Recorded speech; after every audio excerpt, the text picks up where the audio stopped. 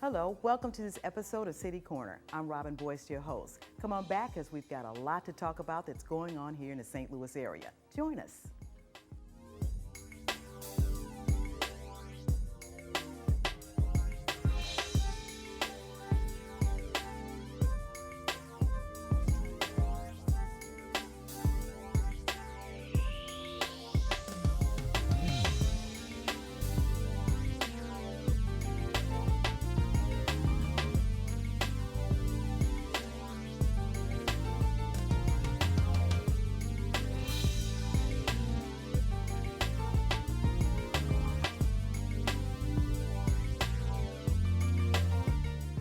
Welcome to City Corner, and today we're going to continue to talk about finances here in the St. Louis area and strengthening our residents here in their finances and making sure we're building a strong St. Louis.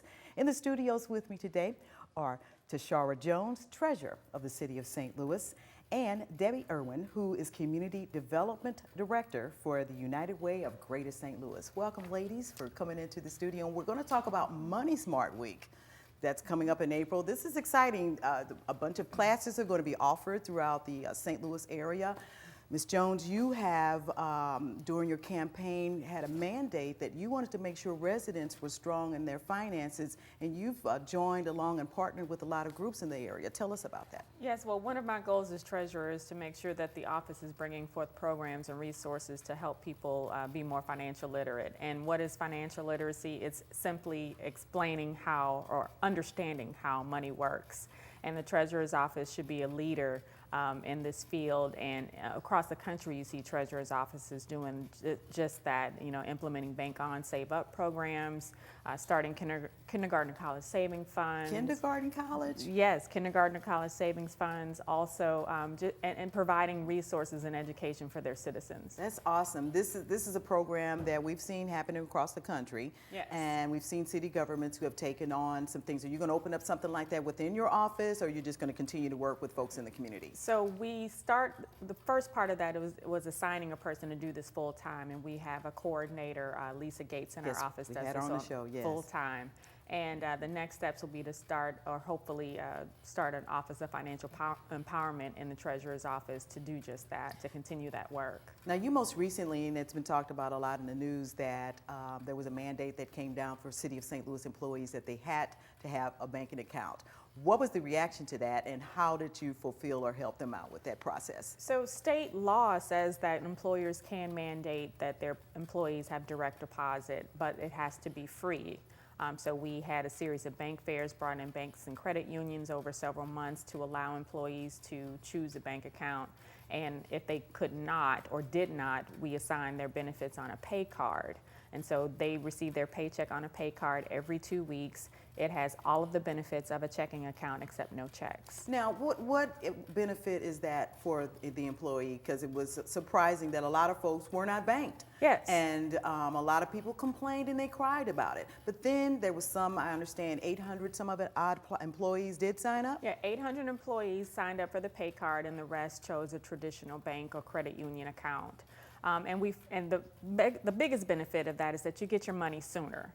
Your check is deposited by 8 a.m. on payday. No longer do you have to go to the bank and wait in line to cash your check or go and get a money order to pay your bills.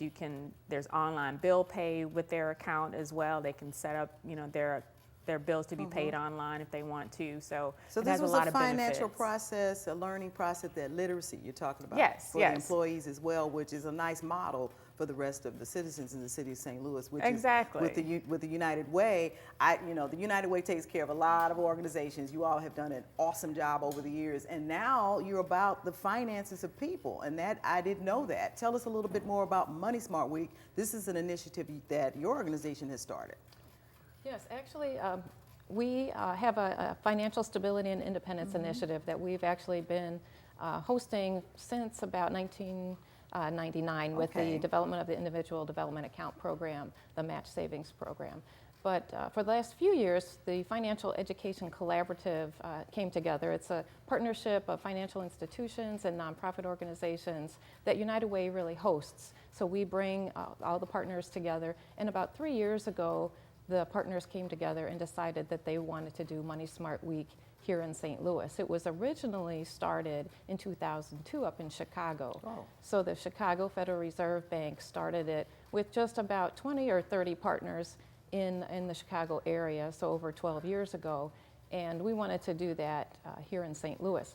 Currently, the national initiative takes place in 45 states across the country. That's so good. St. Louis, the St. Louis metro area, and that includes Missouri and Illinois, is a partner of that national program. So locally, we have over 100 community partners, including the Treasurer's Office, the Unbanked Task Force, People's Community Action Agency, University of Missouri Extension.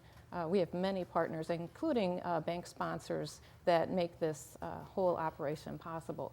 However, all the classes are free. There is no cost for the classes.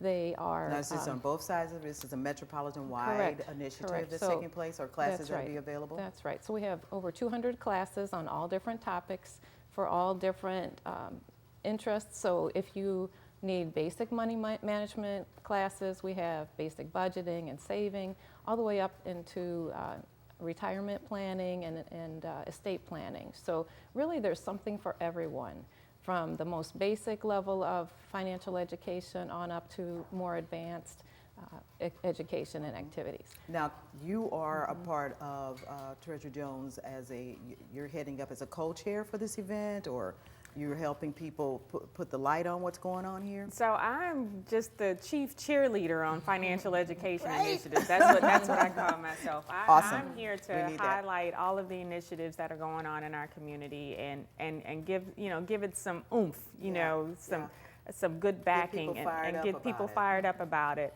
And one of the things we're doing to culminate Money Smart Week at the end of the month, because April is actually Financial Education Month, is we're going to have a financial education and empowerment fair at Harris-Stowe State University Excellent. on April 26th from 11 a.m. to 3 p.m. And this is open to families. We have activities planned for kids as well as adults, and in the middle of the day, we're going to have a great keynote address from John Hope Bryan, who's the founder and CEO of Operation Hope, which is a national organization dedicated to civil rights and financial empowerment and literacy. That's excellent. I mean, and that's all about civil rights, understanding the literacy of finances and what it means to, when you go and make $1 or you have a job, what then do you do with that money? Exactly. And we found a lot of times that people don't quite know how to get ready for retirement. I mean, I'm guilty of that. I didn't do the right things towards retirement. I'm better with it now, but you have to really educate yourself about doing that, and we don't do it. And I understand, Debbie, that we've got our young babies involved in doing some things.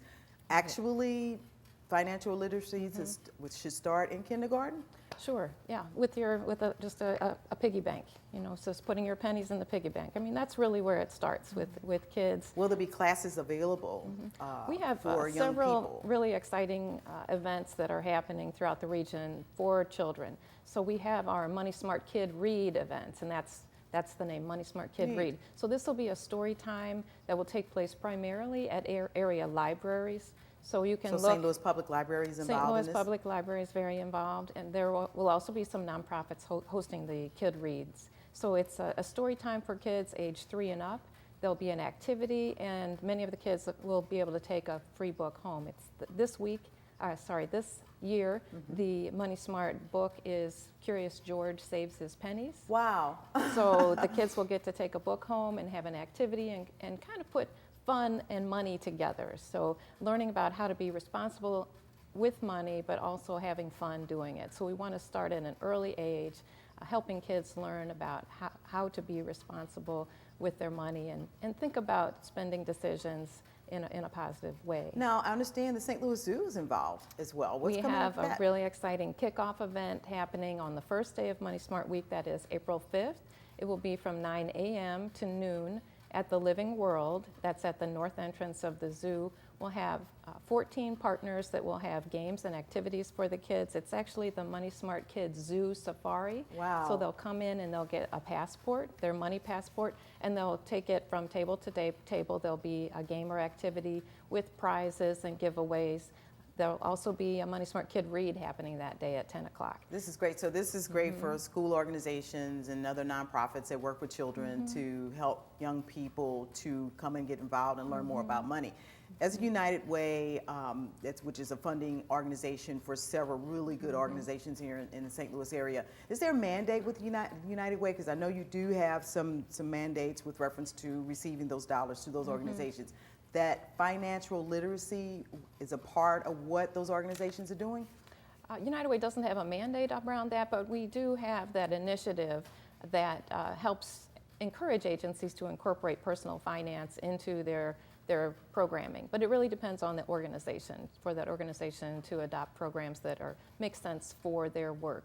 So many of our partners, though, do incorporate financial education, and they're part of the Financial Education Collaborative, Great. whose mission is to really increase access and information about financial education. It's actually the mission of the Financial Education Collaborative is to increase access and information to financial information.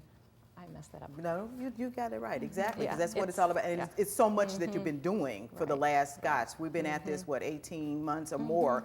I attended a meeting maybe a year or so ago at the United Way, and there were so many people around that big table. And they were all from organizations that are doing things in the community and trying to make a difference. And they're taking it back to the community and helping people understand this is how you might want to save your dollars. This is where you might want to place them. So as part of Money Smart Week, we've launched a new website. It's moneysmartstlewis.org, so moneysmartstlouis.org. And on that website, you'll find a link to the Money Smart Week calendar. There's also a year-round calendar that has financial education classes that'll be available throughout the year. So there are things that are happening all year round with reference to finances, which money is all year round, right, Treasurer? It's a continuous thing. I want to thank you every day.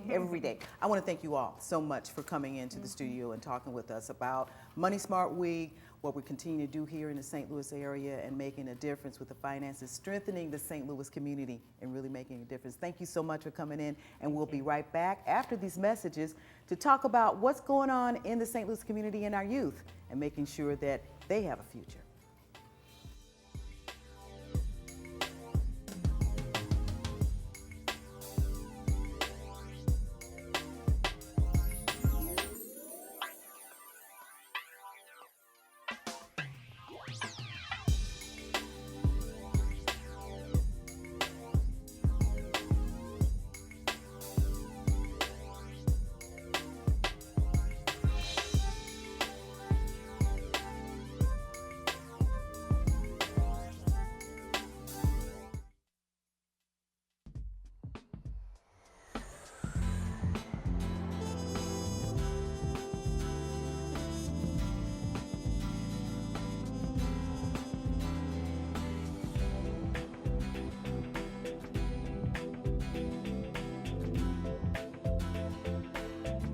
Experience St. Louis.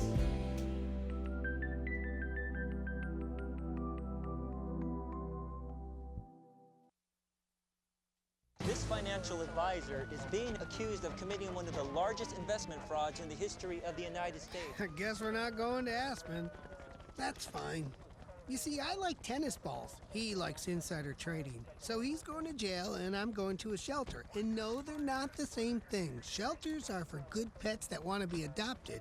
Jails are for criminals. I did nothing. Uh-oh. Ooh, okay, I stole a cheeseburger once. I'm a dog.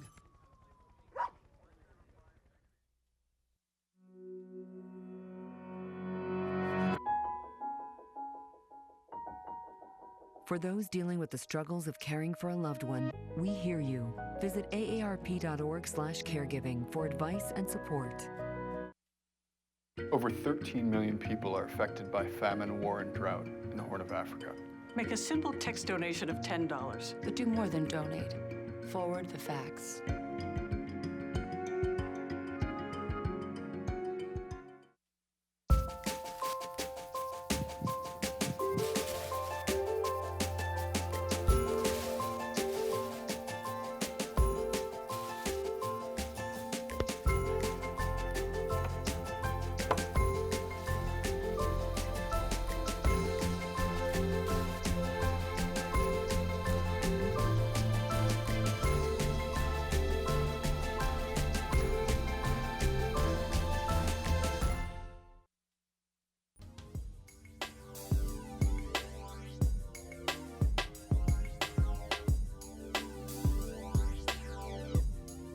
Welcome back to City Corner. I'm Robin Boyce, and we have in the studios with us today to talk about youth in the community and how we're going to build them up for our future here in the St. Louis area.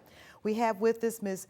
Cheryl Jones, who is president of No More Tears, Stop the Violence Against Girls Summit. Also, Mr. James Clark, who is vice president of community outreach for Better Family Life.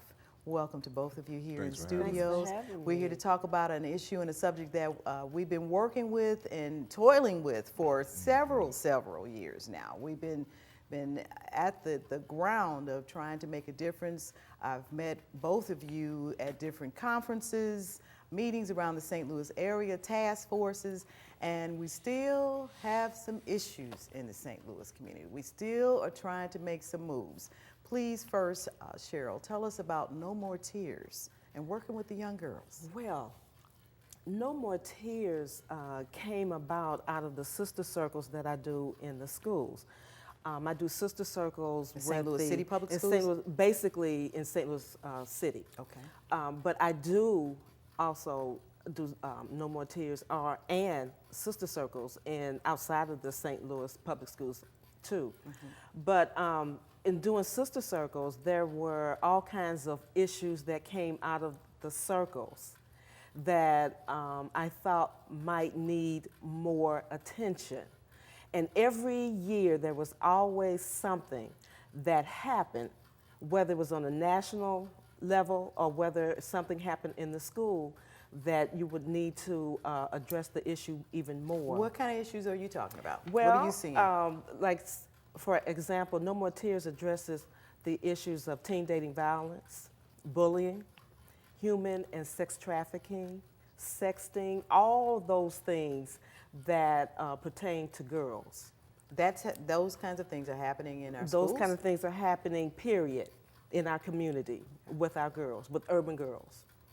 And if you remember, the first time that I started doing a summit was the Don Imus incident, when he was talking about, our girls, our African-American girls, and the names that he called them. And then we had the Chris Brown and Rihanna incident, which led to the teen dating issue. And then we had a personal issue that happened at one of our high schools. We had a young sister who was murdered by her boyfriend. And so out of that, the No More Tears birth, it came around. And so in doing the summits, I brought girls in from the different city schools. And whatever topic, whatever was going on during that time, like teen dating violence is something that will always continuously to go on. So, all right, you're in the schools talking to the young ladies. What are they saying? What are they saying that's happening to them in the schools, in their communities, in their homes? What are they talking to you about? They are talking about, they have self-esteem issues, self-confidence issues. They have issues with each other. That is the main thing, is that girls don't like each other. And so they are fighting each other. Where does that all stem from? What's well, that some issue? Of the things this is so different for me. Coming up here in the St. Louis area, being raised, right. It was about respect for people and neighborhoods, and it's really different. And I don't know where that's coming from. We could blame it on media, what have you. But is that all a part of it too? It's everything. It's everything. It's the media. It's home life. It's the street life. It's the communities that they come from. It's family life. It's everything. And they are bringing it to the schools. And one of the things that we discuss, and when I come in, I'm always asking, what is one of the major issues that you have with girls? And I thought it was the boys because, I've been around a long time doing these programs.